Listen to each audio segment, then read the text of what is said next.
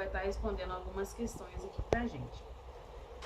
Quais são as teorias de vertentes marxista e liberal que tiveram maior impacto sobre as nações ocidentais e orientais? Olha, boa tarde. Primeiramente, gostaria de colocar a minha formação, né, como combinado. Meu nome é Valdir Avancini Júnior, sou professor de História da Rede Estadual de Ensino, tenho 32 anos, me formei na Castelo Branco e pós-graduei em História do Brasil, né? Atualmente a gente vê aí muitas consequências de todas essas teorias, tanto as teorias liberais quanto as teorias marxistas.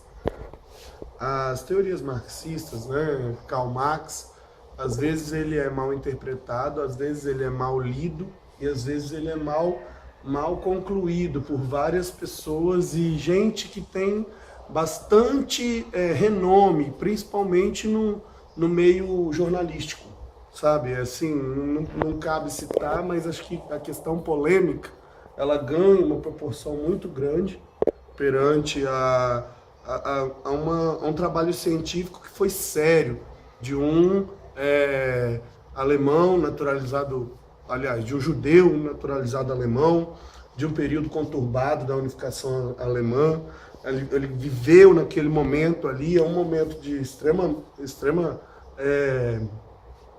complicação política, social, e que o mundo vivia uma torrente de ideias liberais, liberalismo que vinha vindo desde a Revolução Francesa, e o comunismo e o marxismo vêm com grandes renomes como Saint-Simon, o nosso querido Proudhon e a Revolução Industrial, tudo contribuiu para o culminar dessa ideia de Karl Marx. Karl Marx, então, assim, eu acredito que sem Karl Marx a gente não teria um pensamento político vigente, sério, se a gente não tivesse tido Karl Marx. Então, assim, hoje, Karl Marx, para mim, ele tem sua importância, teve a sua importância, e o problema todo é que,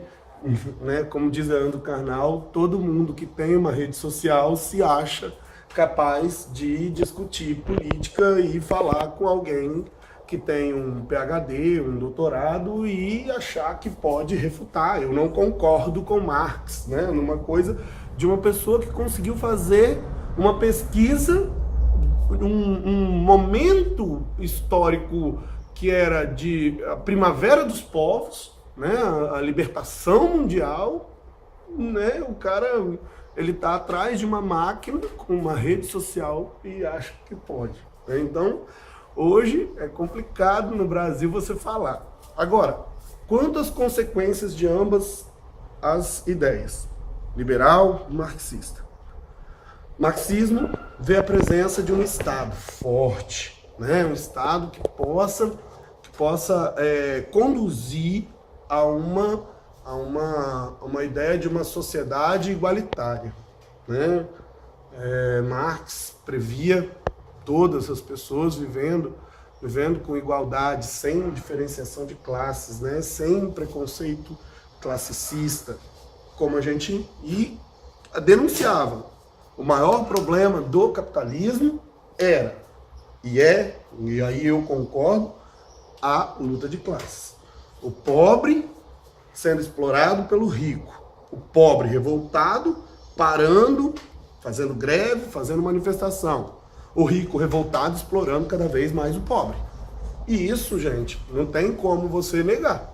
É uma constatação que, bem de antes dele, todos os filósofos e sociólogos que surgiram pós-revolução industrial percebem e conseguem manifestar isso aí. Engels, né?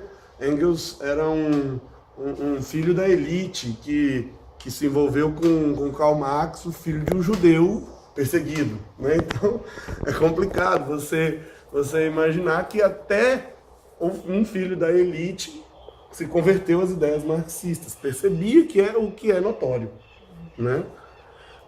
O liberalismo. O liberalismo nasce com Adam Smith, o iluminismo, com as ideias aí dos liberais anti-absolutismo, anti-antigo regime, né? O antigo regime, ele fechava cada vez mais as nações em si e a sociedade ela era estratificada. Se você nasceu pobre, coitada, continue pobre até morrer. Se você nasceu rico, que bom, parabéns, o rei tinha direito divino de governar.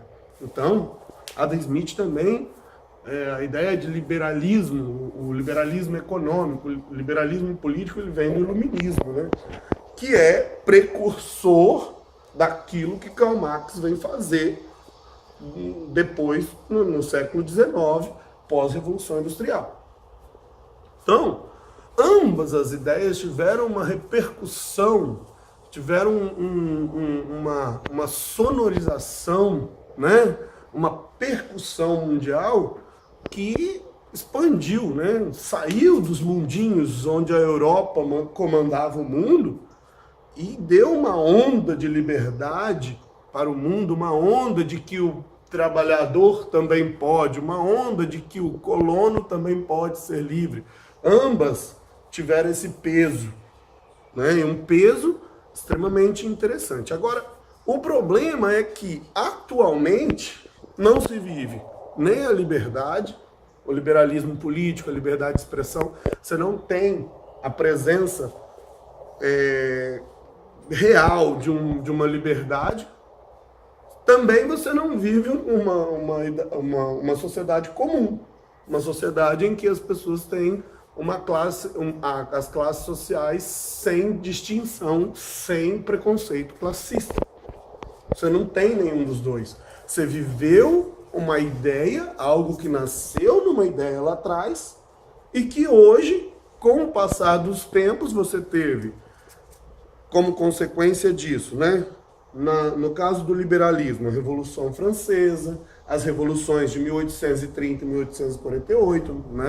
Também na França, a Inconfidência Mineira no Brasil,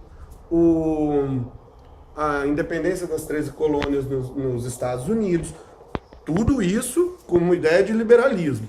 Só que quando chegava aquela classe social que era explorada pelo antigo regime, chegava no poder, coitado de quem era abaixo deles.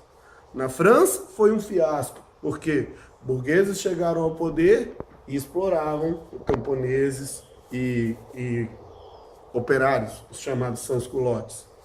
Na Rússia, os comunistas chegaram ao poder, plantaram uma ditadura socialista, uma ditadura comandada por Stalin. Então, a ideia ela é deturpada por quem chega ao poder. Então, ambas as ideias transformaram-se em revoluções, certo? Ambas.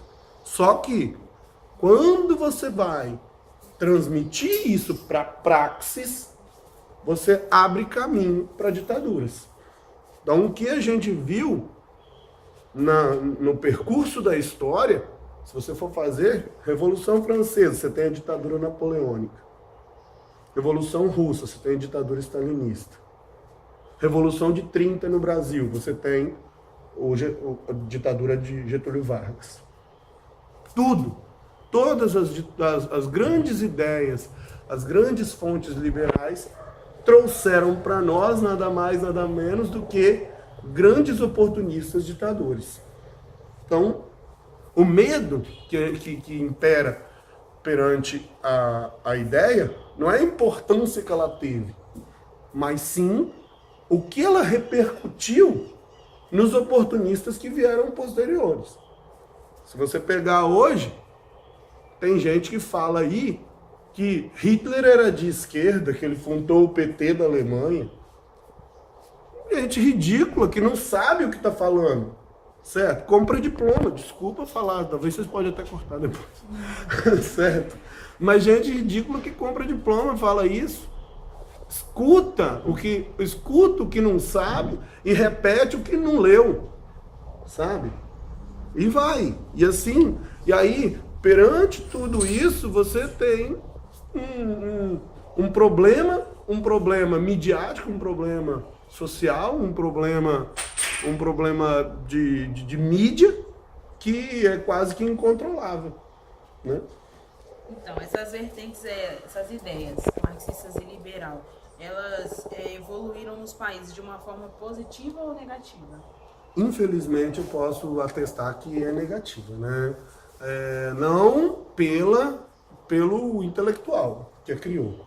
O intelectual que a criou pensou, e se você lê, né? Lógico que se você lê o Capital de Marx, por exemplo, você vai lendo assim, você tem que ler umas 7 vezes o primeiro parágrafo para poder entender. É algo que você tem que ter humildade, você não pode ler com a cabeça já cheia, né? Um exemplo que meu pai sempre fala comigo, você pega um saco, se ele está vazio, você consegue colocar então a cabeça. Agora, se ele tiver alguma coisa, você tem que ficar conseguindo achar espaço, e aí não tem humildade, não tem espaço para o conhecimento entrar. Então, a mesma coisa é a leitura do Marx, é a leitura do Smith, né? E perante essa situação, a gente percebe que a praxis e a intelectualidade, elas estão distantes, né? O Karl Marx, por exemplo, criou a ideia do comunismo, da sociedade. Ele falava sobre uma ditadura do proletariado. O proletariado era a maioria, né, da sociedade. Só que quando se teve foi uma ditadura de um homem só, né? A mesma coisa foi na França com as ideias liberais. Então,